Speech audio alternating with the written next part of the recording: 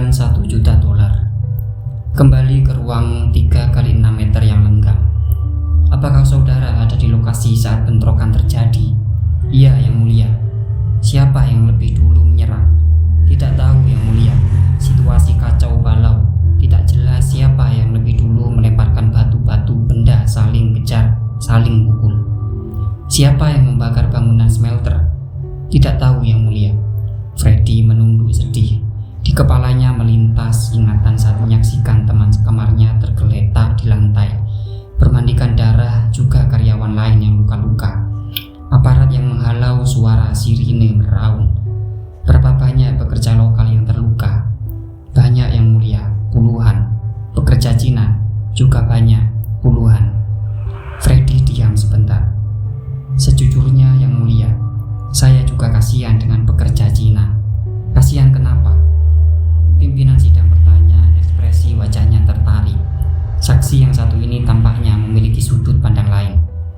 Mereka jauh-jauh datang dari negeri Cina, tentu berharap mendapatkan pekerjaan yang baik, sama seperti harapan pekerja lokal. Mereka juga punya keluarga, anak, istri di Cina sana. Sebenarnya mereka juga korban. Freddy diam sebentar. Meskipun mereka mendapatkan APD lebih baik, fasilitas lebih baik, kondisi tempat kerja di smelter itu tetap buruk untuk standar internasional. Keberatan, Yang Mulia. Hotma Cornelius memotong. Keberatan ditolak. Pimpinan sidang menukas cepat. Teruskan, saudara saksi. Mereka sebenarnya juga mengeluhkan kesehatan dan keselamatan kerja di sana. Karena berkali-kali terjadi kecelakaan, tungku meledak, kren dan peralatan macet. Perawatan kurang. Mereka memang mendapatkan gaji lebih baik, tapi mereka dikendalikan secara ketat oleh manajemen smelter. Gaji mereka juga dipotong jika target tidak tercapai. Bahkan ada yang gajinya ditahan 1 hingga 3 bulan. Paspor milik mereka juga ditahan. Keberatan, Yang Mulia. Hotma Cornelius memotong lagi. Biarkan dulu saksi bercerita. Pimpinan sidang menatap Hotma Cornelius. Nanti saudara akan punya waktu membantahnya. Jangan sedikit-sedikit dipotong, sedikit-sedikit keberatan. Hotma Cornelius terdiam, melonggarkan dasi, duduk kembali. Bagaimana saudara saksi tahu jika paspor pekerja Cina ditahan? Saya sesekali mengobrol dengan mereka, Yang Mulia. Tidak semua pekerja Cina itu eksklusif, enggan bergaul dengan pekerja lokal. Sebagian sama seperti kita. Apakah semua paspor pekerja Cina ditahan? Tidak tahu, Yang Mulia. Mungkin hanya pekerja kasar. Berapa lama saudara saksi bekerja di sana? 3 tahun, Yang Mulia. Posisi terakhir, supervisor, operator, Yang Mulia. Itu posisi yang cukup tinggi, bukan? Kenapa saudara saksi keluar? Freddy Tihurua diam sejenak. Karena saya tidak tahan lagi dengan lingkungan kerjanya, Yang Mulia. Tidak tahan bagaimana? Friksi antara pekerja lokal dan pekerja Cina terus terjadi. Kondisi kesehatan dan keselamatan kerja tidak mengalami perbaikan. Diskriminasi dan ketimpangan. Manajemen tidak pernah sungguh-sungguh mendengarkan tuntutan karyawan. Hanya sibuk mengurus target produksi. Dan mereka selalu menutup-nutupi, juga menggunakan pendekatan intimidasi saat terjadi masalah. Ruangan 3x6 meter itu kembali lenggang, menyisakan suara pulpen saat anggota komite mencatat hal-hal penting dari kesaksian. Baik, ada hal lain yang ingin disampaikan? Pimpinan sidang bertanya. Freddy menggeleng, dia sudah menceritakan semuanya. Pihak penggugat, ada hal lain yang juga ingin ditambahkan? 2 aktivis lingkungan menggeleng, cukup. Baik, pengacara pihak tergugat, silahkan, giliran Anda sekarang. Hotma Cornelius bagaikan macan bangun, segera berdiri. Yang Mulia, ada beberapa catatanku atas kesaksian ini. Paus gaya khasnya. Yang pertama, aku hendak menggarisbawahi bahwa ada 50.000 pekerja di kawasan smelter itu. Banyak. Itu bukan hanya 10 atau 20 orang. Itu puluhan ribu. 45.000 klien itu hanya ada 38.000 jiwa. Artinya apa? Lapangan pekerjaan yang tersedia atas beroperasinya smelter klienku bahkan lebih banyak dibanding jumlah penduduk di sana. Dan saat begitu banyak kepala, tidak semua akan memiliki cara berpikir sama, pandangan sama. 2 kepala saja isinya beda, apalagi 45.000 kepala. Akan selalu ada yang tetap kecewa, mengeluh atas kondisi yang sebenarnya baik-baik saja. Adalah fakta gaji pekerja lokal di sana tinggi, termasuk untuk pekerja kasar sekalipun. Tapi namanya juga manusia, selalu merasa kurang. Sibuk membandingkan dengan penghasilan orang lain, padahal masalah ini sederhana saja. Jika mereka merasa diperlakukan tidak adil, silakan cari pekerjaan lain. Tidak ada yang memaksa mereka bekerja di sana. Klienku telah memenuhi semua peraturan yang ada, bahkan melampaui regulasi tersebut. Klienku jelas tidak bisa memenuhi semua keinginan karyawan. Siapa yang bisa memenuhi keinginan? Tapi klienku jelas bisa memenuhi kebutuhan karyawan sesuai regulasi. Menyediakan gaji yang layak, asrama pekerja yang memadai, dan fasilitas kerja lainnya. Ini ironi yang mulia. Nyaris setiap kali PT Smelter, Semesta Minerals dan Mining membuka tambang atau smelter, penduduk setempat demonstrasi meminta diserap sebagai pekerja. Saat itu telah dilakukan, mereka mendemonstrasi lagi, merasa gajinya kurang. Saat gajinya sudah tinggi, mereka demonstrasi lagi, minta standar negara maju, padahal mereka pekerja lokal. Akan berapa kali lagi mereka demonstrasi hingga menyadari jika klienku telah berbuat banyak di sana. Pause lagi, Hotma Cornelius berkaca pinggang sejenak. Catatan yang kedua, tentang bentrokan antara pekerja Cina dan pekerja lokal yang diceritakan oleh saudara saksi. Menurut hasil penyidikan aparat penegak hukum yang dilampirkan di kasus ini, penyebab utama bentrokan tersebut adalah provokasi dari pihak luar. Mantan pekerja yang dipecat karena melanggar peraturan perusahaan atau karena menyebabkan operasional smelter terganggu. Mereka sakit hati, memanas-manasi pekerja yang ada, mengirimkan pesan-pesan hoaks, berita-berita dan gambar-gambar yang menyesatkan. Klienku bekerja sama dengan aparat penegak hukum, berusaha memulihkan situasi dan mencegah masalah menjalar kemana-mana. 1 minggu setelah bentrokan operasional, smelter kembali berjalan normal. Para tersangka pemicu bentrokan ditangkap dan divonis bersalah. Tidak ada manajemen perusahaan yang ditangkap, melainkan provokator. Jadi jelas sekali siapa penyebabnya. Klienku berkoordinasi penuh dengan aparat, regulator, dan lembaga pemerintah. Maka, jika media atau pihak-pihak lain terus mengungkitnya, ketahuilah masalah tersebut telah lama selesai. Silakan periksa dokumen, hasil evaluasi dan regulator, rekomendasi dari aparat penegak hukum. Semua telah dilaksanakan, termasuk surat pernyataan dari Serikat Pekerja yang menyatakan bahwa masalah bentrokan selesai. Keberatan yang mulia, masalah utamanya tidak pernah selesai, dan itu menjadi penyebab saksi kami akhirnya keluar dari pekerjaan. Salah satu aktivis lingkungan menanggapi, masalah mana yang tidak selesai? Hotma Cornelius menyemasang wajah seolah dia benar-benar tidak mengerti atas pernyataan barusan dari lawannya. Tidak ada masalah di PT Semesta Minerals dan Mining. Pekerjaan gaji antara pekerja asing dan lokal itu memiliki justifikasi yang legal. Silakan cari peraturan yang dilanggar. Tidak ada.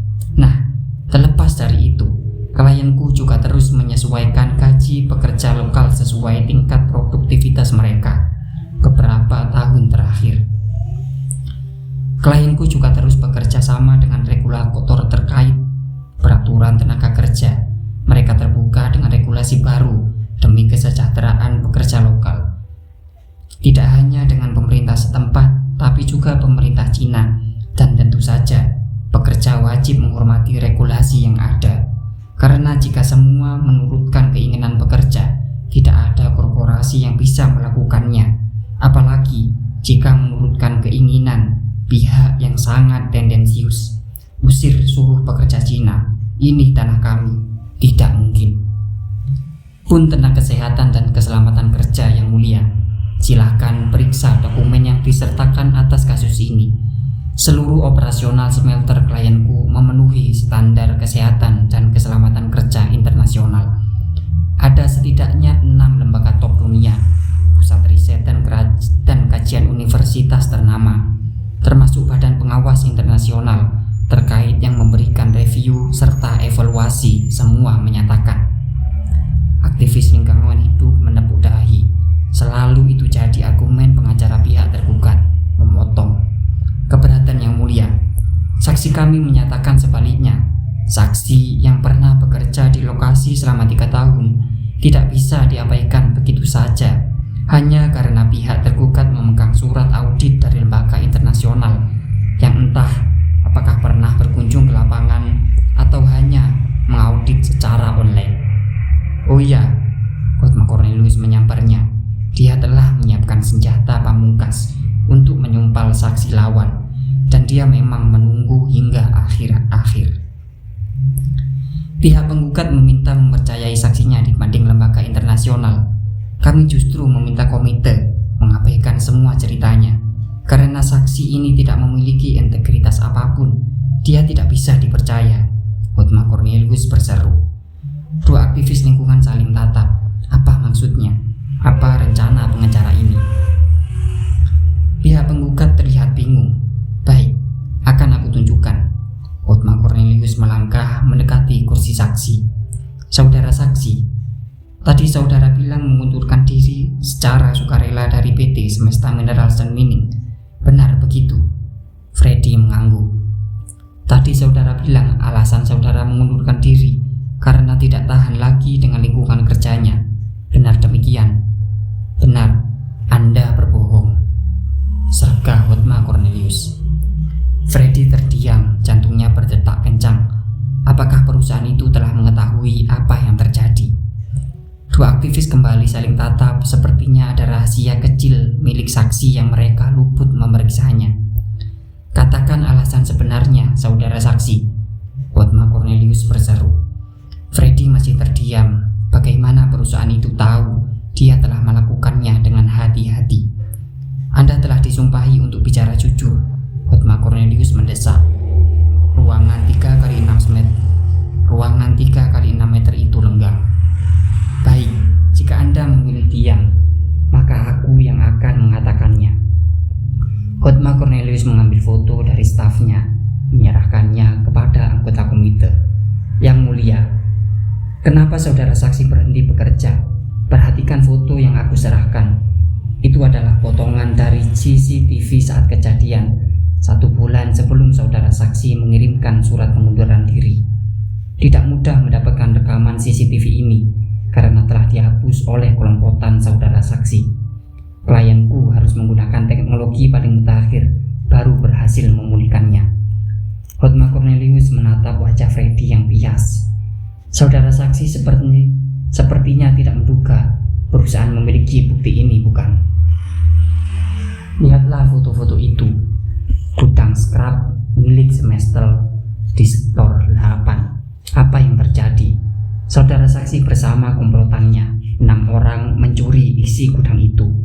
Aksi tersebut dilakukan dengan sangat mulus, melibatkan berbagai bagian, termasuk petugas keamanan, pengawas dump truck, dan bagian pengawas CCTV. Aksi itu dilakukan setiap malam pukul 2 dini hari, selama 2 minggu berturut-turut. Saudara saksi berhasil mengosongkan gudang scrap, mencuri sisa hasil produksi smelter senilai $1 juta. Itulah alasan kenapa dia berhenti. Itulah alasan kenapa dia berhenti kerja, karena dia takut aksi itu ketahuan. Freddy Tihurua membeku. Dua aktivis menepuk dahi, tidak percaya. Bagaimana mungkin mereka sangat mempercayai profil saksi ini, terlihat jujur, rendah hati. Saudara saksi, apakah foto-foto ini benar? Pimpinan sidang bertanya. Dia tidak akan menjawab, yang mulia. Dia telah kehilangan ocehannya. Hotma Cornelius menyeringai. Dia beruntung, sidang ini bersifat tertutup dan semua kesaksian dilindungi. Dia seharusnya masuk penjara. Omong kosong. Freddy mendadak berseru, emosional. Kenapa mereka tidak bergegas melapor ke polisi dengan bukti CCTV itu? Mudah saja kalau mereka mau mempenjarakan saya. Tapi lihat, mereka tidak membuat laporan, mereka hanya berani menggunakannya di sidang tertutup ini. Wajah Freddy merah padam. Itu benar yang mulia. Kami mencuri scrap sisa hasil produksi smelter senilai $1 juta. Tapi itu tidak seperti yang dilihat. Ada penjelasannya. 6 bulan setelah bentrokan itu terjadi lagi kecelakaan kerja. Salah satu tungku macet. Cairan logam panas di dalamnya mengalir keluar, menyiram 10 orang pekerja lokal. Tidak banyak yang tahu, hanya pekerja di sektor itu dan shift tersebut. Manajemen menutupi kejadian, bahkan menuduh pekerja yang menyabotase tungku. Manajemen menolak menanggung biaya pengobatan, bahkan memecat 10 pekerja itu. Saya tahu kejadian tersebut karena salah satu pekerja Cina yang berada di lokasi bercerita. Dia kasihan melihat nasib 10 pekerja lokal itu, maka kami memutuskan melakukan sesuatu. Suara lantang Freddy memenuhi langit-langit ruangan. Tanpa sempat dihentikan, dia terus bicara. Itu benar yang mulia. Kami mencuri scrap senilai $1 juta. Ada 6 karyawan yang terlibat, termasuk pekerja dari Cina itu. Kami bersama-sama merencanakan pencurian, mengosongkan gudang, menghapus rekaman CCTV. Tapi tidak 1 sen pun uang itu kami ambil. Semuanya untuk pengobatan 10 karyawan dan santunan kepada keluarganya. Itu keadilan yang pantas mereka terima. 1 bulan sejak pencurian itu, kami serempak mengundurkan diri. Tanyakan ke pengacara itu yang mulia. Kenapa manajemen tidak melaporkan kami jika mereka akhirnya mempunyai rekaman CCTV? Kenapa? Karena fakta 10 karyawan mengalami kecelakaan kerja itu benar. Karena kesehatan dan keselamatan kerja di smelter itu tidak pernah membaik. Dan korban bukannya dibantu, malah dipecat. Itu adalah fakta yang berusaha mereka sembunyikan. Mereka tidak berani melapor ke polisi, khawatir itu kembali menjadi pemicu keributan besar. Mereka takut pihak-pihak luar tahu borok operasional. Mereka memilih menutupinya, seperti yang selama ini mereka lakukan. Mereka harap tenang, saudara saksi. Pimpinan sidang akhirnya memotong. Tangan Freddy terkapal. 2 aktivis lingkungan berusaha menenangkannya. Lenggang sejenak ruangan 3x6 meter itu. Bukan main, alasan yang hebat dan seolah masuk akal. Hotma Cornelius memasang wajah pura-pura terkejut. Sayangnya yang mulia, disampaikan oleh seseorang yang tertangkap basah mencuri, maka ceritanya tidak lebih hanyalah pembenaran atas kejahatan yang dilakukan. Begitulah pencuri selalu punya alasan. Freddy hendak berteriak lagi. 2 aktivis lebih dulu menenangkannya.